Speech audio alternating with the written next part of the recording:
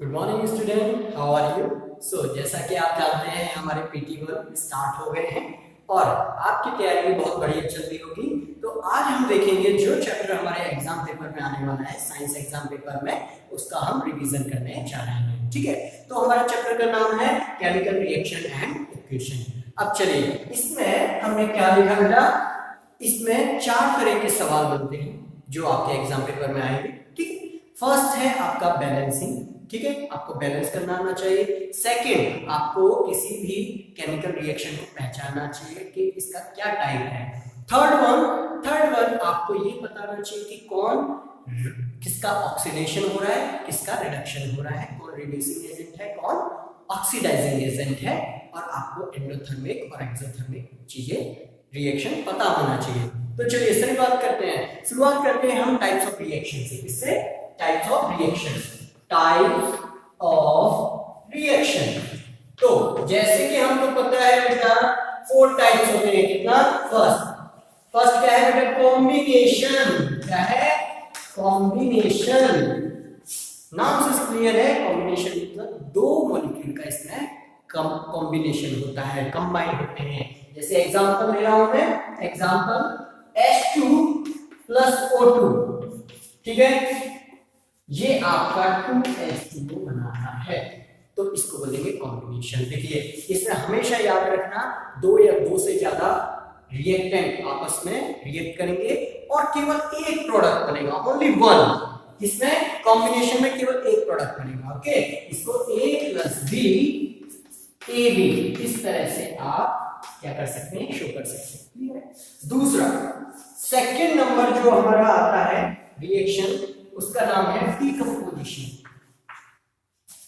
Decomposition. ठीक है, decomposition क्या है? डीकंपोजिशन मतलब है टूटना। क्या है? टूटना। जैसे एग्जांपल लो, CaCO3, ये क्या है? मार्बल। ये किसमें टूटेगा? CaO + CO2। तो देखो, इसमें क्या होता है बेटा, आपके रिएक्टेंट हमेशा बन रहता है। जैसे कि इसमें प्रोडक्ट बन रहता था कॉम्बिनेशन में, इस तरह आपका जो आपका रिएक्टेंट है वो बन रहता है। जैसे A की तो है CaCO3, तो आपका AB इसमें कन्वर्ट हो जाएगा A + B में। ये क्या होती है? Decomposition reaction.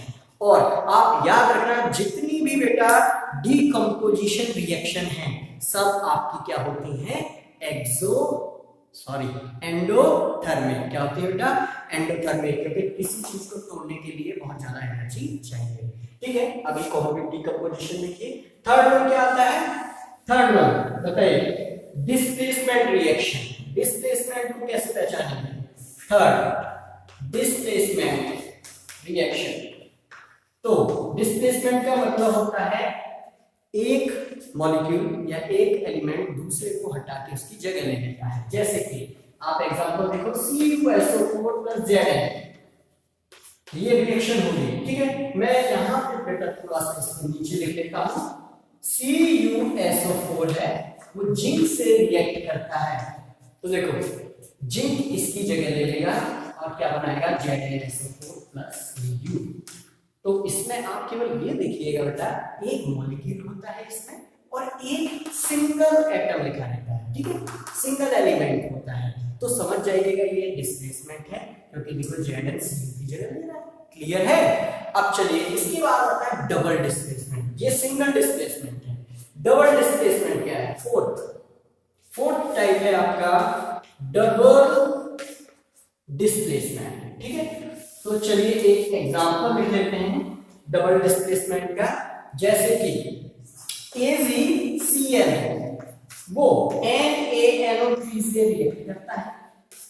ठीक है, अब ये क्या बनाएगा बेटा? ये बनाएगा आपका AgNO3 + NaCl। यहां देखो बेटा, डबल डिस्प्लेसमेंट में आप जब मॉलिक्यूल देखेंगे तो ये प्लस माइनस 2 आयन होते हैं, वो एक मॉलिक्यूल बनाते हैं। अब इसमें होगा क्या? इसका प्लस इसके नेगेटिव से जुड़ जाएगा, AgNO3 से जुड़ा, और इसका माइनस इसके प्लस से जुड़ जाएगा, जैसे NaCl। क्लियर है? ये होती है डबल डिस्प्लेसमेंट। क्या होती है बेटा?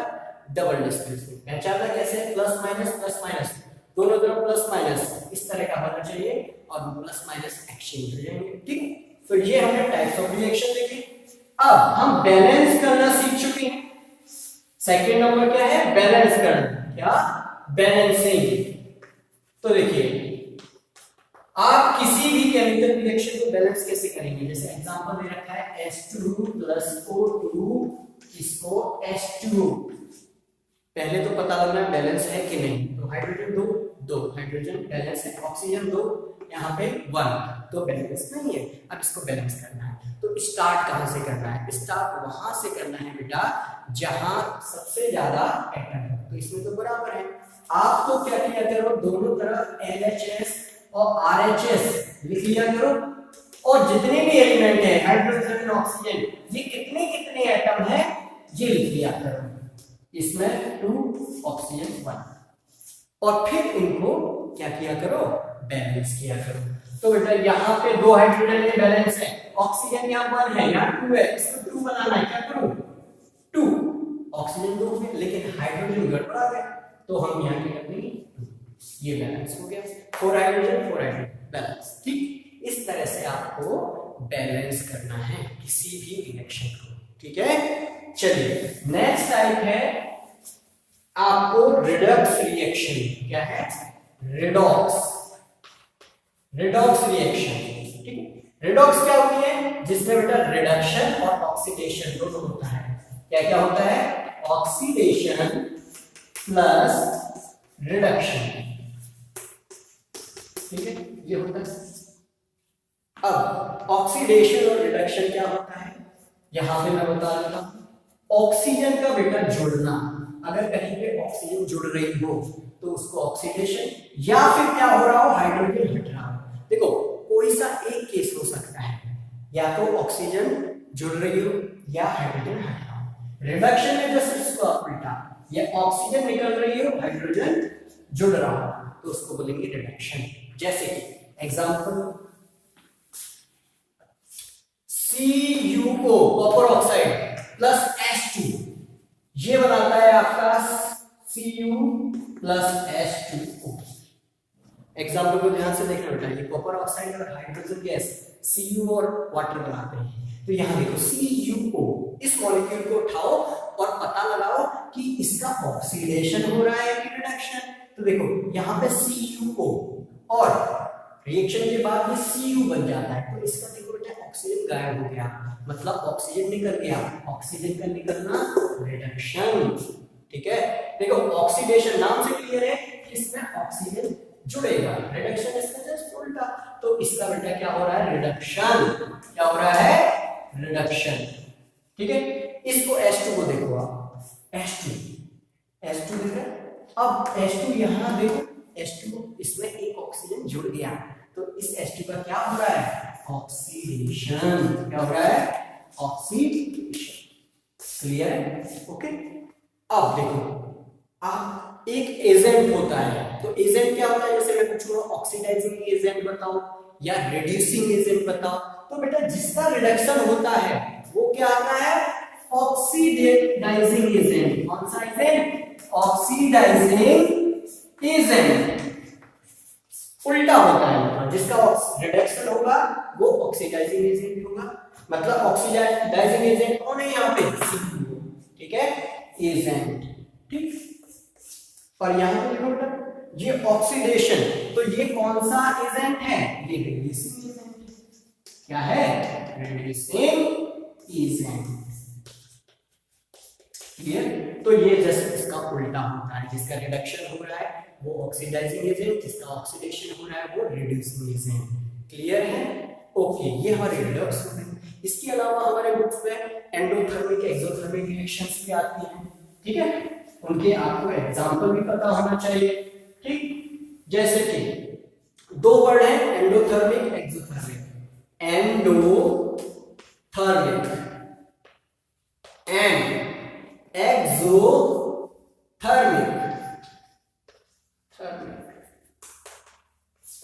एंडोथर्मिक क्या है? Endothermic are the reaction in which heat is evolve. ये कैसी रिएक्शन है जिसमें हीट रिलीज होती है, इवॉल्व होती है, निकलती है। सॉरी, ये एंडोथर्मिक में क्या होगा? एंडोथर्मिक ऐसी रिएक्शन होती है जिसमें कि हीट लेनी पड़ती है, और एक्सोथर्मिक जिसमें हीट रिलीज होती है। एक्सो का मतलब होता है बाहर निकलना बेटा। तो ऐसी रिएक्शन जिसमें कि आपका हीट बाहर निकले वो एक्सोथर्मिक, ठीक है। एंडो का मतलब आने दो, ठीक है, क्या आने दो? हीट। तो जो हीट को या किसी बाहरी एनर्जी को एक्सेप्ट करते हैं जिस रिएक्शन में, उसको एंडोथर्मिक बोलते हैं। जैसे कि देखो बेटा, एंडोथर्मिक एग्जांपल लेते हैं। एंडोथर्मिक में क्या है, जैसे कि आप एक एग्जांपल लो, AgCl, ये देखा था हमने, AgCl ये साथ में था, ठीक है। और ये किस में कन्वर्ट हो रहा है? ये कन्वर्ट हो रहा है बेटा 2Ag+Cl2। ये हमें व्हाइट एंड ब्लैक फोटोग्राफी में यूज आती है। ये रिएक्शन कहाँ आती है? व्हाइट एंड ब्लैक फोटोग्राफी में। यहाँ सनलाइट चाहिए हमें, क्या? बिना सनलाइट के ये आपकी पॉसिबल ही नहीं है। तो इसमें देखो बाहर से एनर्जी लेगी नहीं, इसलिए इसका नाम है एंडोथर्मिक। क्या है? एंडोथर्मिक। क्लियर? अब एक्सोथर्मिक क्या होता है? एक्सो तो बाहर निकलना, ठीक। तो एक्सोथर्मिक ऐसी रिएक्शन जिसमें हीट रिलीज होती है। जैसे कि आपका कुछ एग्जांपल ले लेते हैं जिसमें हीट निकले। जैसे कि आपने देखा था यहाँ पे CaO, वो H2O से रिएक्ट करता है, कैल्शियम ऑक्साइड है वाटर से, तो ये बनाता है CaOH का ऑल्ट्राइस। लाइन वाटर से रिएक्ट करेगा, स्लैग्ड लाइन बनाएगा, और बहुत सारी हीट निकलेगी। क्या निकलेगी बेटा? हीट। ये आपका क्या हो गया? एक्सोथर्मिक, सॉरी, ठीक है। ओके, एंडोथर्मिक में क्या है बेटा? एंडोथर्मिक में आपका कोई, जैसे कि जितनी भी आपकी डीकंपोजिशन रिएक्शन होती है टूटने वाली, वो सब एंडोथर्मिक, क्योंकि उसमें एनर्जी चाहिए। जैसे इसके CaO+CO2 बनता है, तो ये क्या है? आपकी एंडोथर्मिक रिएक्शन। क्लियर है? तो ये इसमें से आपके क्वेश्चन आएंगे। आपको बार बार बहुत सारे क्वेश्चन इससे क्या करने हैं? प्रैक्टिस करनी है, ठीक है। अगर फिर भी कोई डाउट या कंफ्यूजन आता है, you can call me at any time, ठीक है। Okay, so best of luck for your examination. Thank you.